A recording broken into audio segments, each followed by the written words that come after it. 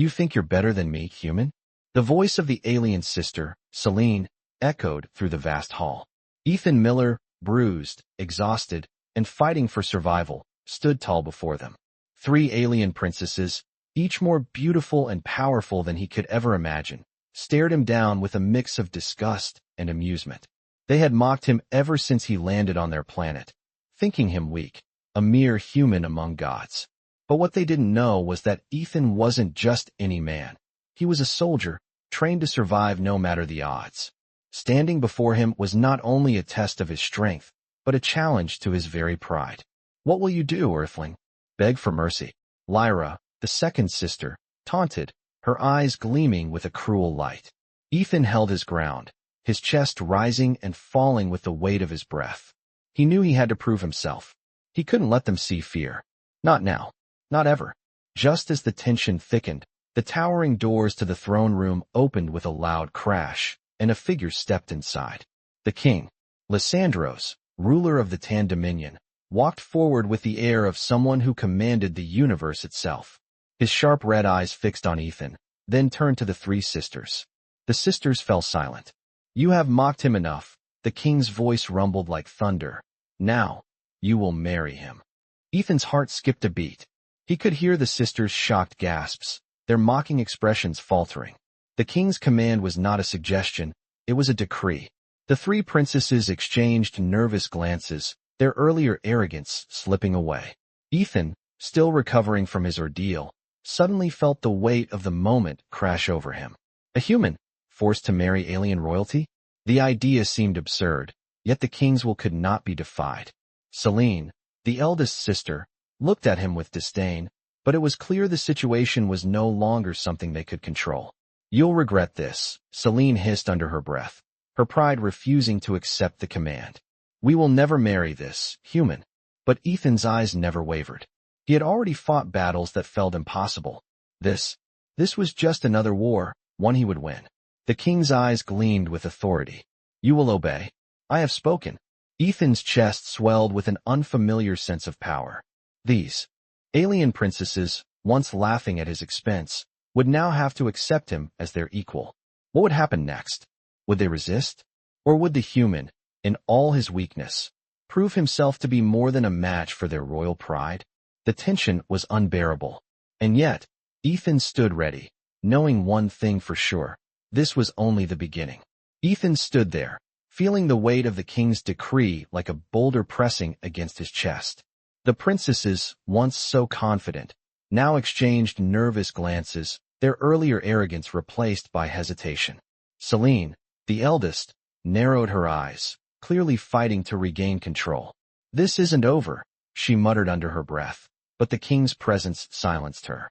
Lysandros, towering and unyielding, looked at the 3 sisters with a cold authority. "The matter is settled," he said firmly, his voice brokering no argument. "You will marry him." Ethan felt his heart race, but he didn't show it. He had no idea what would come next, but he was determined to face whatever it was. The room grew quiet, the tension so thick you could almost touch it. The princesses were clearly struggling to comprehend the king's command. They had underestimated Ethan, believing his humanity made him weak, but they were wrong. Very wrong. Lyra, the middle sister, crossed her arms, still scowling. "What gives him the right to claim us?" she demanded. Lysandros turned his gaze on her, his eyes glinting with authority. "His bravery," he replied. "He has proven himself in ways none of you have." Celine's jaw tightened, her pride wounded by the king's words, but there was nothing she could say. The king was not one to tolerate insubordination. Zara, the youngest sister, glanced nervously at Ethan, her defiance now tempered by uncertainty. Ethan noticed her gaze, but didn't flinch. He had fought for his life, against aliens who saw him as nothing more than a curiosity, and now he would have to navigate the unknown world of royal politics. He had no time for fear. He had no time for doubts. "The wedding will take place at dawn," Lysandros declared, dismissing them with a flick of his hand. "Prepare yourselves." With that, the king turned and left, his guards trailing behind him. Ethan was left alone in the room with the 3 sisters, the silence between them thick and heavy. Celine spoke first, her voice low, but filled with venom. "You think you can just come in here, Take what's mine and walk away unscathed, she demanded, taking a step toward him. Ethan didn't flinch. He stood his ground, his gaze steady. I don't want any of this, he replied. But I will not back down. Lyra and Zara watched in silence, the fire in their eyes cooling as they processed the situation. They were trapped, just as he was. There was no turning back now. The fate of the four of them was sealed. As the sisters departed to prepare, Ethan was left to reflect on the whirlwind that had just become his life. From an ordinary human soldier to the unwilling bridegroom of three royal alien sisters, his life had just become a battle of its own. But one thing was clear, he was no longer the underdog. He had proven his worth. And now, he would make sure the princesses knew it. The morning of the wedding arrived faster than Ethan expected. He stood in the grand hall, his military uniform now replaced with ceremonial attire that felt far too tight for comfort.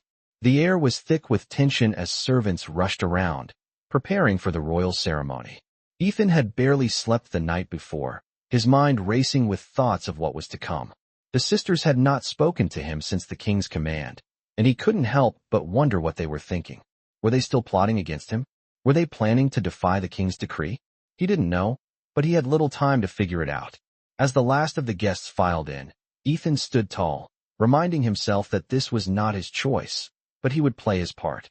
He would not let anyone see him break. Suddenly, the doors opened, and the three princesses walked in, their presence stunning. Selene, Lyra, and Zara, once so confident and defiant, now looked different. Their eyes were downcast, their expressions guarded. The once passionate defiance that had burned in their gazes the day before was now replaced with a quiet acceptance. They had been forced into this position just like him. Selene, still the leader of the three, glanced at Ethan for the briefest moment before turning her attention to the altar.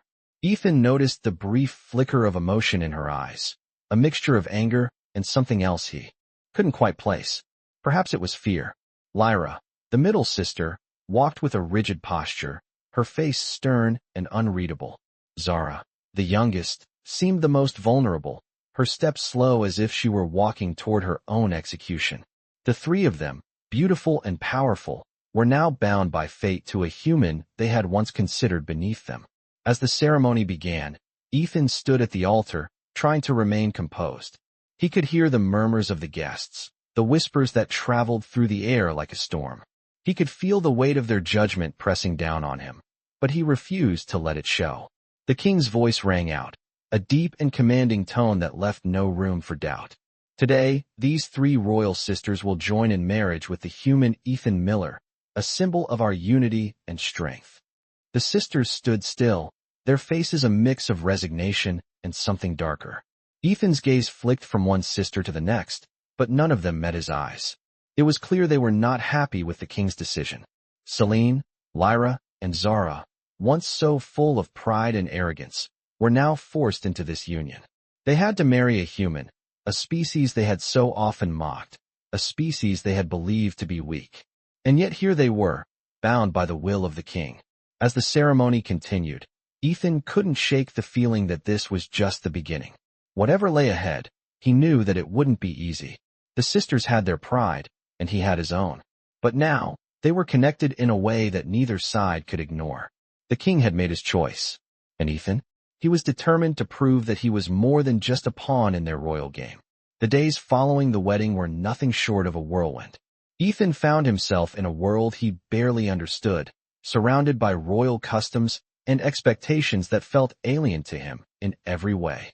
The sisters, once distant and cold, now seemed to be quietly observing him, as if trying to figure out what to make of their new reality. Selene, the eldest, was still the hardest to read. Her gaze often lingered on him with a mix of disdain and something softer, something he could not quite place. Lyra, ever the pragmatic one, spent her days in silence, her sharp eyes scanning everything and everyone, while Zara seemed to flinch whenever they crossed paths. Ethan had never been a part of anything this complicated, and yet, here he was, married to three alien princesses. He spent his mornings attending royal duties, learning the ways of this new world. The king's expectations weighed heavily on him, yet there was a small spark of determination that refused to be extinguished. He would not allow himself to be treated like a pawn any longer. He had earned this place, whether the sisters liked it or not. Each day brought new challenges. The palace was massive, full of corridors and rooms he had yet to explore.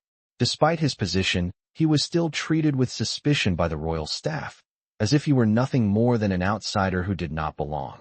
The first few nights were the hardest. Ethan lay awake in his chambers, the silence of the palace pressing in on him. It was hard to sleep, harder still to accept that his life had changed so dramatically. He had once been a soldier on Earth, someone who had fought for survival, not for power or wealth. Now he was caught in a political game that was far bigger than anything he could have imagined. The sisters, for their part, had yet to speak openly to him. But Selene, who had always been the most vocal of them all, finally approached him one evening as he was walking through the palace gardens. "You don't belong here," she said, her voice cutting through the quiet air like a blade. Ethan didn't flinch, though his heart raced. "I didn't ask for any of this," he replied calmly, meeting her gaze. "But I'm here now, and I intend to make the most of it." Selene's eyes narrowed, but there was a flicker of something, respect, perhaps, in them. "We'll see," she said cryptically, before turning and walking away. The next few days were filled with strange encounters. Lyra, though she avoided eye contact, would occasionally pass him in the halls, her expression unreadable. Zara, the youngest, seemed to keep her distance entirely, as if the weight of their new reality was too much for her to bear. The palace was a place of power, and everyone in it had their place, except for Ethan. No matter how much he tried to fit in, he was still the outsider, the human among aliens. But one thing became clear to him as the days passed. He wasn't about to back down. He had something to prove, not just to the sisters, but to the entire court. He wasn't the weakling they thought he was. Ethan was determined to show them all that, despite being human, he was not someone to be underestimated. The days passed, and the tension between Ethan and the three princesses continued to simmer, though something in the air had shifted. They were no longer simply strangers to him, nor was he just a pawn in their game. As the king's decree still hung over them all, Ethan found himself slipping into a routine that, while uncomfortable, was beginning to show signs of progress. One afternoon, while walking through the grand hall, he noticed Selene lingering by a massive window, her gaze fixed on the horizon. Her regal demeanor was as unshakable as ever, but there was something different in the way she stood, something more thoughtful than the proud, mocking princess he had encountered before. He approached her cautiously, unsure of how to break the silence that always seemed to fall between them. "Beautiful view," Ethan said, his voice cutting through the stillness. Selene didn't turn to him immediately, but after a moment, she spoke, her voice softer than he expected. "Yes," she said, "it is. But it's not mine to enjoy." Ethan raised an eyebrow, intrigued. "Not yours?" he asked, stepping closer. "What do you mean?" Selene finally turned to face him, her eyes colder than the surface of a frozen lake. "I've spent my life preparing for a crown that was never meant for me. A life that was planned out long before I was born," she said, her voice tinged with frustration. "And now I'm married to a human. A man I barely know. A man who has no place in our world. I don't understand it, Ethan." Ethan took a step back, surprised by the vulnerability she had shown. For the first time, he saw her not as a princess, but as a person, a woman struggling with the weight of expectations she had never chosen. "I didn't ask for this either," Ethan replied, his tone gentle but firm. "I didn't ask to be here. But here I am, just like you." For a moment, neither of them spoke, and the silence that hung between them felt different, less hostile, more like an unspoken understanding. It was a strange, fleeting moment of connection that neither of them had expected. Then, as if snapping back to her usual self, Selene straightened, her posture once again regal and commanding. "Do not mistake my words for weakness, human," she said, her voice hardening. "I do not need your pity." "I'm not offering pity," Ethan responded, his gaze steady. "I'm offering understanding. We're both caught in this, but we'll have to find a way through it together." Selene's eyes narrowed slightly, but she said nothing more. With a final glance at him, she turned away, walking down the hall with her usual grace. But Ethan knew that something had changed. It wasn't much, but it was a crack in the armor she had built around herself. The following days brought more of the same. Formal dinners, tense conversations with the king, and awkward encounters with the princesses. But in those moments when he looked at Selene, he saw a flicker of something deeper, something that wasn't just royalty, something human. It wasn't love, not yet, but it was a start. And for Ethan, that was enough. The road ahead was still uncertain, but he was ready to face it. He would prove to them all that, despite being a mere human, he had a place in this world. And perhaps, just perhaps, he would find a way to earn the respect of the princesses who had once scorned him. The days that followed brought new challenges for Ethan, but they also brought unexpected moments of connection. He could sense the shift in the air. The princesses were no longer the cold, distant figures they had once been. Though they still held themselves high, their interactions with him were changing, albeit slowly. Selene, who had once treated him with nothing but disdain, now held his gaze a little longer when they spoke. Lyra, though still reserved, had begun to acknowledge his presence with small nods. Even Zara, the youngest, no longer seemed to avoid him, though she still kept her distance. One evening, as Ethan walked through the royal gardens, he found himself once again face to face with Selene. This time, she didn't turn away, but stood there, her back straight and her posture regal. "You've been different lately," she said, her voice soft but steady. Ethan raised an eyebrow, unsure where this conversation was heading. "Different how?" he asked, crossing his arms. "You're not the same man who first arrived here," Selene said, her eyes scanning him carefully. "You've found your place." Ethan's lips curved into a slight smile, though he remained cautious. "I'm just trying to survive," he replied, his tone easy. "Nothing more, nothing less." Selene didn't answer right away, her gaze distant as if contemplating his words.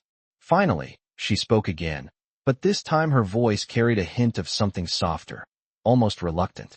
"It's not that simple, is it?" she said. "Survival is one thing, but you're becoming part of this world, whether you want to or not." Ethan's heart skipped a beat, but he kept his composure. "I'm not trying to be part of anything," he said, his voice calm. "I'm just here to prove I'm more than what you all think."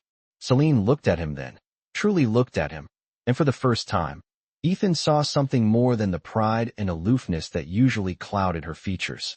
It was understanding, perhaps even admiration. She gave him a small nod before turning away. "We'll see," she said softly, almost to herself. The days passed, and with each one, Ethan found himself growing more comfortable in his new role. The palace, once a cold and intimidating place, now felt more like home. He still had much to learn, but he was beginning to carve out his place among the royal family. The sisters were no longer distant figures. They were now something more complex, real people with their own struggles, fears, and desires. But the road ahead was still uncertain. While he had made progress with the princesses, he knew the king's expectations were not easily fulfilled. The pressure to prove himself would only continue to grow.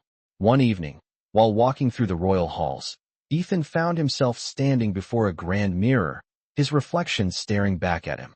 He barely recognized the man he saw. The soldier who had once fought to survive on Earth was now a man caught in a royal game that he never intended to play. And yet, here he was. He couldn't help but wonder what the future held.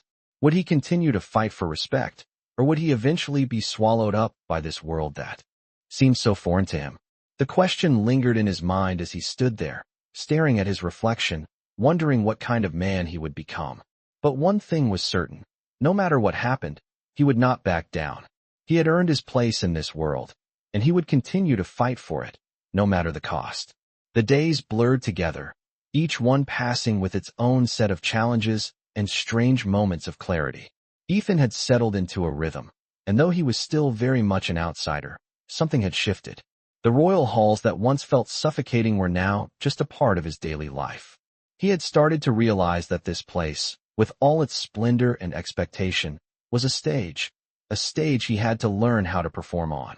The three sisters, despite their still present distance, no longer treated him with open disdain. Selene, ever the proud one, had stopped glaring at him when their paths crossed.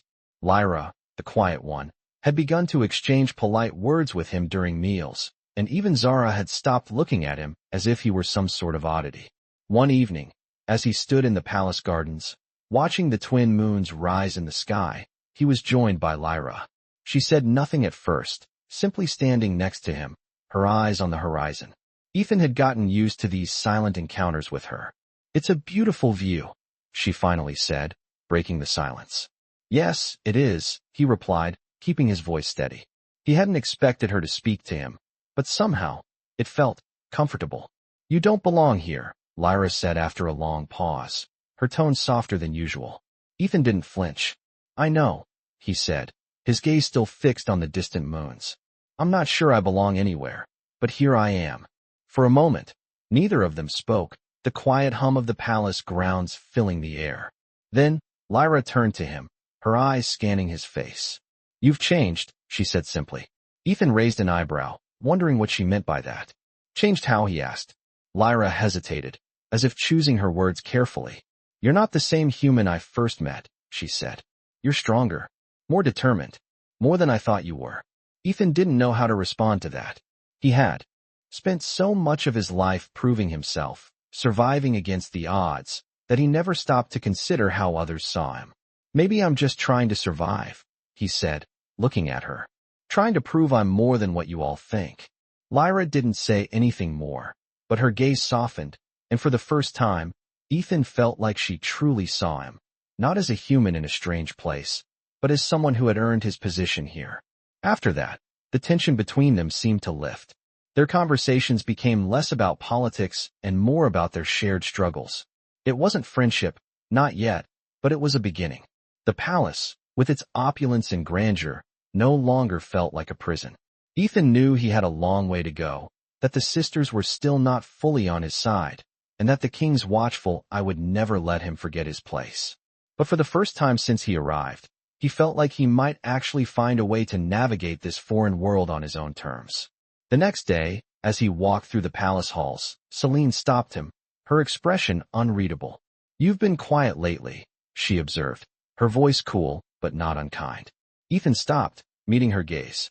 Just observing, he said, his voice steady. Trying to figure out my place. Selene's lips twitched slightly, but she said nothing. Instead, she turned and walked away, her heels clicking on the marble floor. Ethan watched her leave, wondering what she really thought of him. He didn't have all the answers, but he knew one thing for sure. He wasn't backing down. He had come this far, and he was going to prove to the king, to the princesses, and to himself, that he was more than just a human caught in a political game. He was Ethan Miller, and he was going to make his mark on this world. As the days passed, Ethan found himself becoming more and more involved in the daily life of the palace, though he still felt like an outsider in many ways. The princesses, while no longer openly hostile, remained distant, each of them handling the situation in their own way. Lyra's quiet acceptance of their new reality was perhaps the most surprising, while Selene continued to hold herself high, though Ethan could see her walls beginning to crack. Zara, the youngest, remained the most withdrawn, her eyes full of uncertainty every time their paths crossed. One evening, Ethan was summoned by the king to a private meeting in the royal chambers. He had grown accustomed to the king's stern demeanor, but there was something different about tonight's summons. As he entered the grand room, the king, sitting behind a large obsidian desk, motioned for him to sit. Ethan, the king began, his voice deep and commanding. I've been watching you.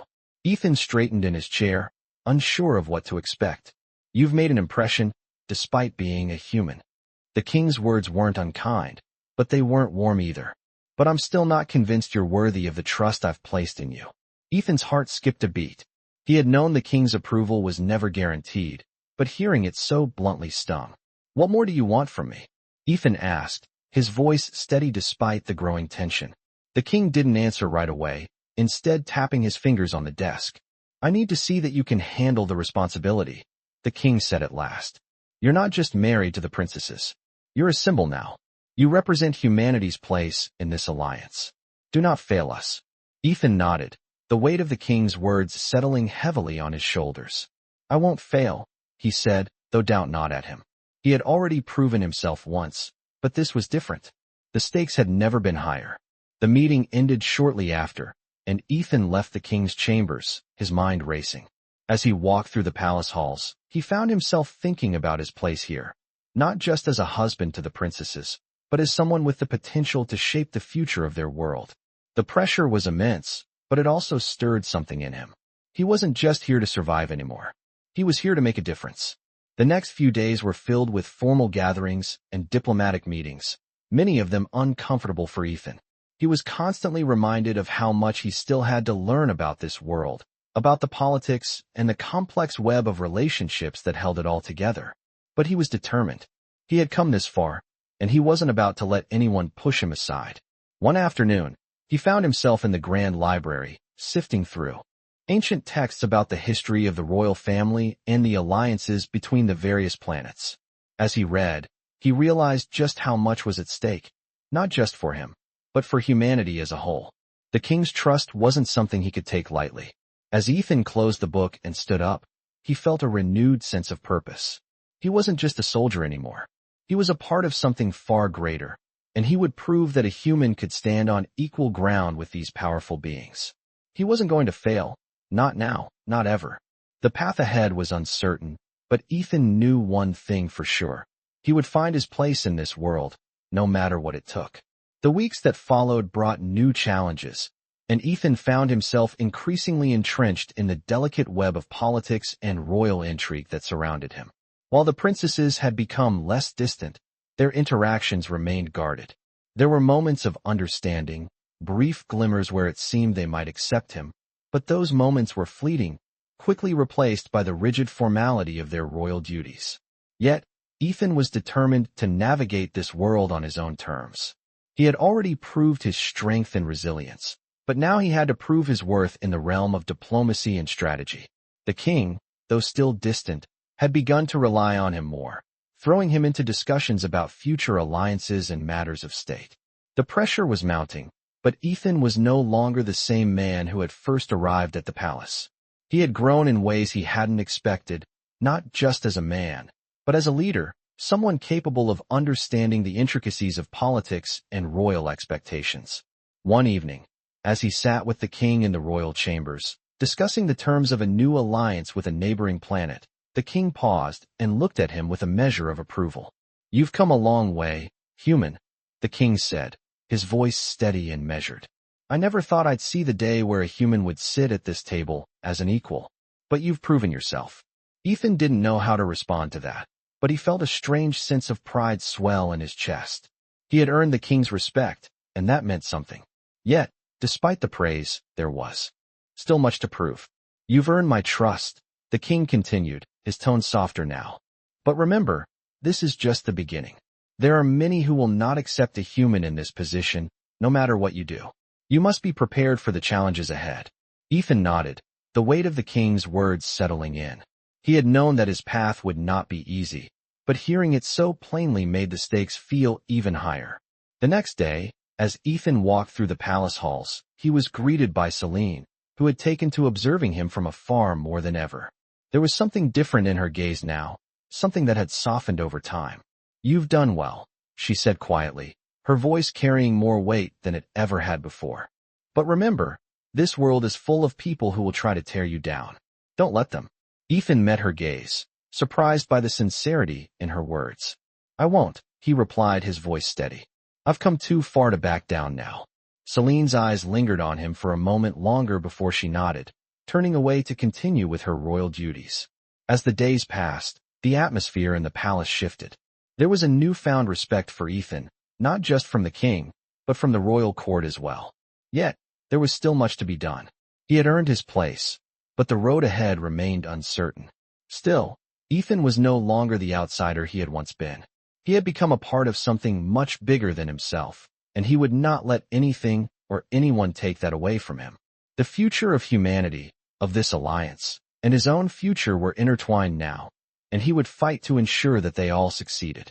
As he stood in the royal gardens one evening, looking out over the vast expanse of the palace grounds, Ethan knew that no matter what came next, he was ready to face the challenges ahead, ready to prove that a human could stand alongside the greatest of them all.